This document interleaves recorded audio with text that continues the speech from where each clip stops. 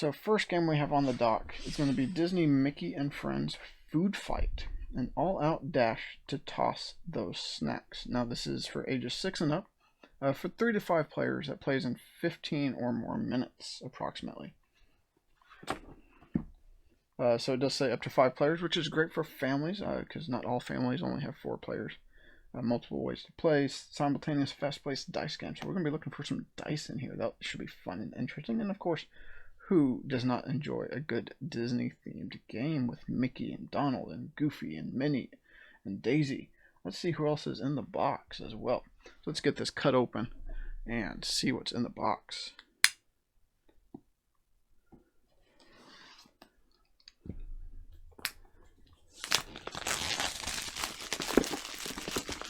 Now again, this is from the op.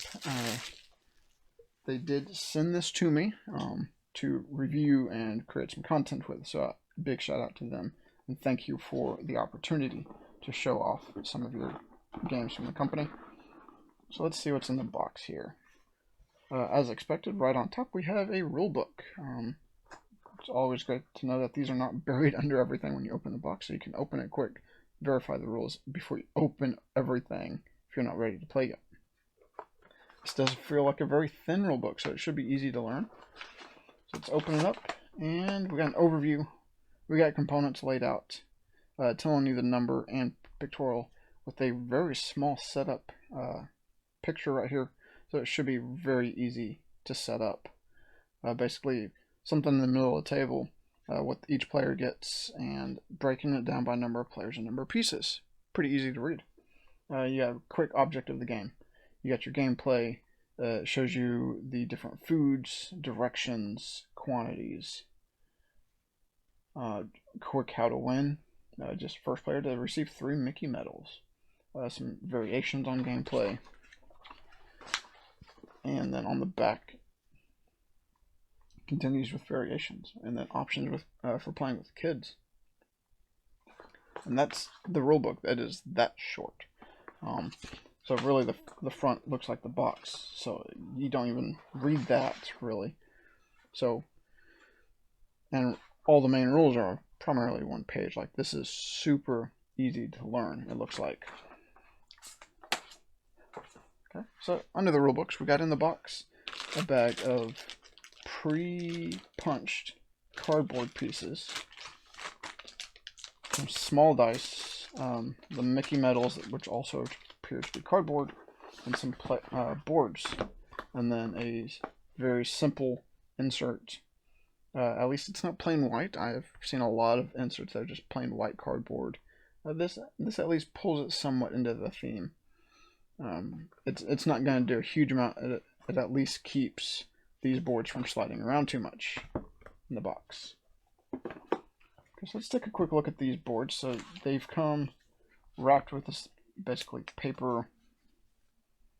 I don't even know, just strap essentially. Kind of slides off. Most people are likely going to tear this off and not put it back on once you're done playing the game. But yeah, just a simple paper sleeve that held all these boards together. So let's look at least at the artwork on the back of these boards. So we got Daisy. Well, I never. Donald's like, oh yeah. Minnie, we got yoo-hoo. We got a bit of Goofy, gosh. And then Mickey, of course. Whoa. And no, I know my voices are not great. And we got James here. Welcome, welcome. How are you doing? So tell you all about PAX Unplugged. Well, what do you want to know? So I went over a little bit before I started unboxing this game. So let me know what you want to know about PAX Unplugged. Now I'll be sure to hit on those points. But yeah, I was the booth manager for Wagerdraft Games. So I was basically in the booth the whole time. I went to a couple of essentially networking gaming events after hours.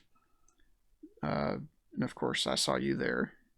And what else did I do? Did a big 15-person dinner with Chris and several other people that we know that we wanted to make sure we got to actually sit down and have a meal with. I walked away with a few games, which I'll be unboxing tonight later after I go through all of these games from the op that I've received around Thanksgiving. But in general, it's just for me, PAX U was kind of stepping into the role as booth manager and then just getting to see a ton of people. But how was your PAX U? Tell me how that went for you. I know you traveled from a bit farther than I did, and I'm sure you had a ton of fun. I believe you went primarily just doing media stuff.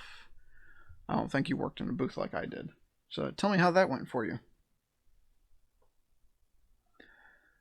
It was my first time running a booth. Quasi. So I've been helping Weird Draft Games since 2019, and like after a couple of conventions, you did not go to PAX. Of course. Sorry about that. Yeah, it was a different James I saw there. Getting names confused. My apologies. So I've been helping Weird Draft Games since back in 2019. And kind of slowly stepping up and doing more for them. 2020, they had planned for me to be the booth manager, and of course, everything kind of shut down. And so, getting back to conventions this year, I kind of ran it at Gen Con, but they still kind of pre-planned everything, had like figured out all the stock, figured out all the who was working and all that, and then I just kind of stepped in and like managed it while I was there. But for PAX Unplugged, I stepped it up even more to what I was doing, in that I basically reached out for all of our helpers and figured out who was helping us and doing all the scheduling. I set up a lot of new layout things for the booth, kind of figuring out new shelving and table design setups that we could use that would better show off the product, kind of figuring out the banners and stuff like that. So like each time I'm doing more and more for them. So in a way, yes, it was the first time I fully ran it. But I've been doing a lot of it for a while. What was my favorite game I demoed or played at the convention? So I didn't truly demo games while I was there because I was more doing the checkout so I could manage everything. But played games. I actually only played 3 games while there. One night I actually took Garento with me and played with some friends. I really enjoyed that. I played Batman Love Letter. And then the game I learned was from Ken Franklin, one of his prototype games, which he called it his Grail game. It's basically about essentially like showing support to others and how you can support others. It was kind of a hex grid style game, and each person had a need, and you're trying to fulfill their need in different ways based on where you place your next card down. So it had a really interesting concept to it. Being a prototype, only playing it once, I can't fully describe it very well, but I'm sure he'll come out with it and actually release it to the market in the next few years. And it'll be a really nice game to kind of promote the spreading joy and showing how we can support other people through gameplay. Yes, for sure. It definitely freed up Carla to do other things while I was in the booth. She said this was the first convention that she did not have to be at the booth at all, which was kind of the intent. We really tried to set it up so she could start to do more outside the booth, from showing off prototype games to just doing general meetings or relaxing. Yeah, and then Batman Love Letter is probably my favorite. I have a copy of it myself, except I lost the velvet bag it goes in a long time ago, right before I realized how rare the game was. So yes, I'll be unboxing my haul a little bit later. I only actually picked up 3 games. I bought 2, and I got 1 for review. So I picked up Merchants of the Dark Cove, the retail copy with a few of the upgrades, but not all of it. And then I bought the expansion for Lost Ruins of Arnak, and then the review copy I got from Talon Strikes for Camp Pinetop. So beyond that, I did like PAX U wasn't really about buying from me or grabbing a lot. It was just more about being in the booth, and then of course just hanging out and being with everyone that got to show up. PAX U is really known for being the players convention, where you get to play more games as opposed to buying everything. So I kind of minimized my haul for that, even though I drove. I could have done more, but still had a lot of fun. And then glad I was able to do that, and Meeple was excited to help. I'm not sure if the Meeple is a typo or intentional, and I'm just not reading it well. So glad I was able to do that. Yes, I'm extremely glad I was able to do it. And Meeple was excited to help. Oh, Meeple Conrad. I assume is who you're talking about. There we go. I was like, I should know this. Yeah, for sure. Meeple Conrad helped in the booth, and like we actually shared a room at the hotel because he helped directly through We're Draft Games as opposed to one of the Herald programs. So he got to hang out with us a bit more, and he was wonderful in the booth. He was great at demoing. The first night before he got to the booth, like he was kind of telling me he was kind of nervous and unsure how it was going to go, but he did great and was able to help settle those nerves and be like, hey, I've been there before. I'm also that extreme introvert, and that giving me having a purpose at the table to show off the game can help us thrive, and he for sure thrived in the booth. Yeah, we had a lot of great times. And hopefully next year things get even safer and more people can come to the conventions, and we continue to meet and play games with all these people we've met here online, like yourself. So hopefully one day in person as opposed to just through text chat like this. Yes, there was definitely a ton of content creators there. I already talked about it a little bit. There's a couple different after-hour events. First, the Thursday night one that Rachel Blasky and the Podfather Gaming helped set up, and that was huge. I think like 200 people showed up to that one. And then our Saturday night, basically, it was just our community game night that me and Chris set up. Well over 100 people showed up to that, plus more that we lost count. It overcrowded the room again, but we're fortunate that Czech Games Edition offered their room to us, and we had dozens of tables this time as opposed to just 3 or 4 tables to game at. Yeah, but it was for sure a ton of awesome people to meet and hang out with. I got to meet several in person for the first time. I realized that more recognized me than I knew or thought they would. So it was cool to know that what I've been doing here is helping, and but it's ultimately about just spreading some joy. If it's one person like yourself or anyone else that shows up, that's enough. It's not about being famous or anything like that and having everyone know me. It's making a difference in one person's life at a time. So yeah, thank you. I appreciate that.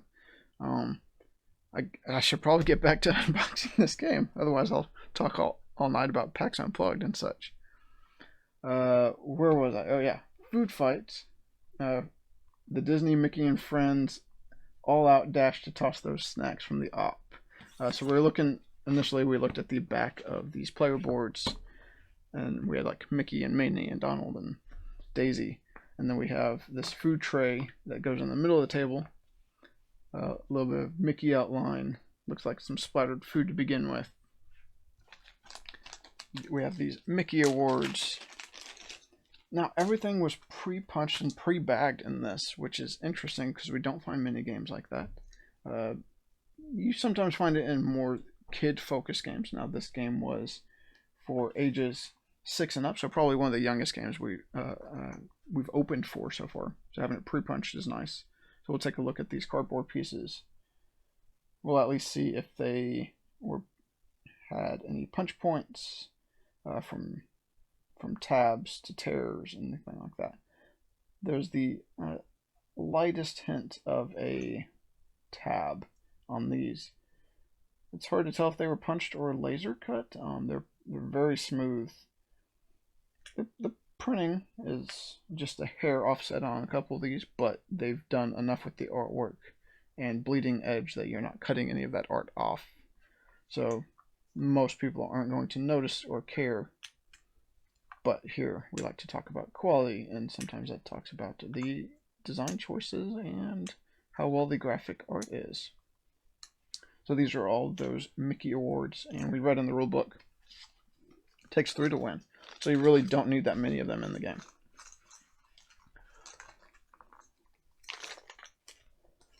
So next up, we'll look at all of the other cardboard pieces that were pre-punched and bagged.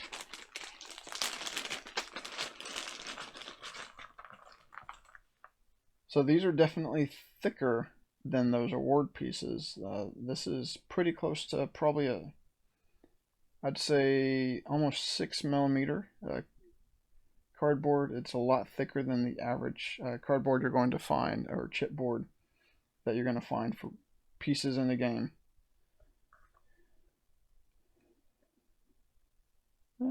Yeah, possibly not 6, maybe 4 or 5mm board, but like these right here are probably between the two.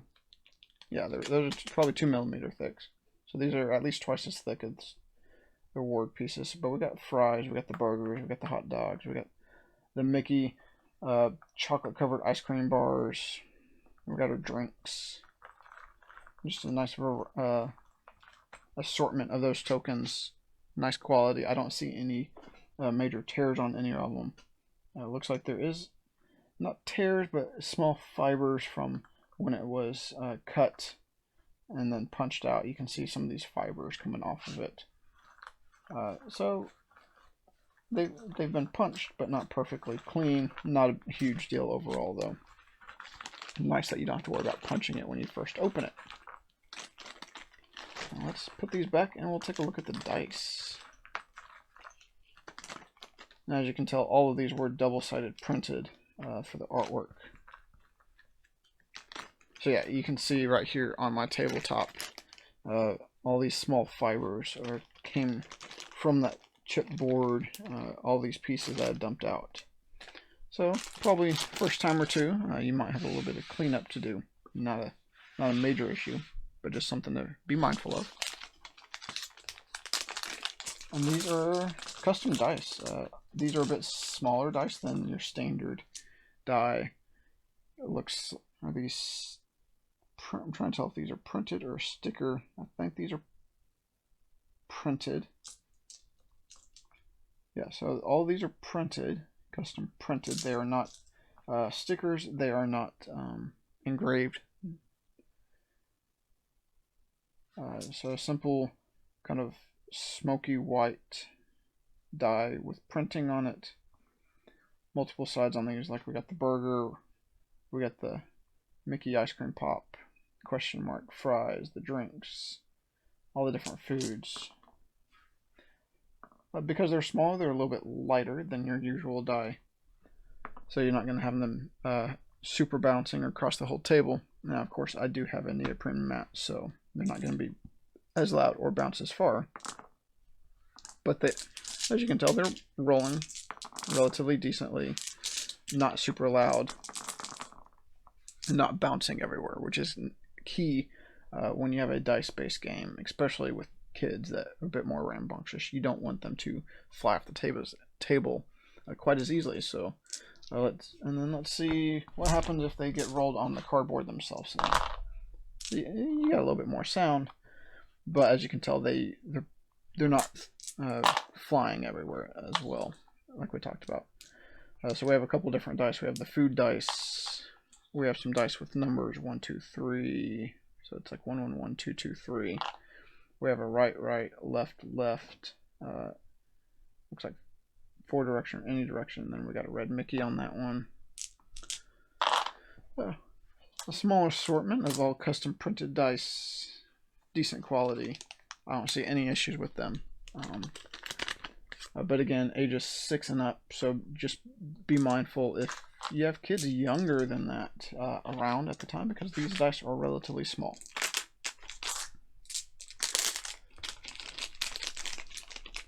And that's what came in the game. It's pretty straightforward. We had dice, we had boards. Let's take a look at the face of these. So it kind of looks like you have a little lunch boat to fit your food in. It kind of looks like you have the Mickey hands on that one because Mickey was on the back. Let's see what Goofy's looks like. So you got the slightly different color background around the boat to differentiate that it is a different character. Yep, so you got Minnie with her polka dots and flower again. Let's see what Donald's does. Classic blue and the kind of the yellow with the feather. And then Daisy, classic glasses and bow. So the front and the back of all these boards, you can tell, are definitely different enough to differentiate. But the key components of this game are the dice and chipboard pieces for the food that are all pretty identical, but plenty of them. But you could easily break this down into a smaller box if you wanted to travel with it with your family. Because yeah, as you can see, what you really need is this. It's not a huge box to begin with, but of course it could fit in a smaller box if you wanted to break it down smaller. We'll do our shake test.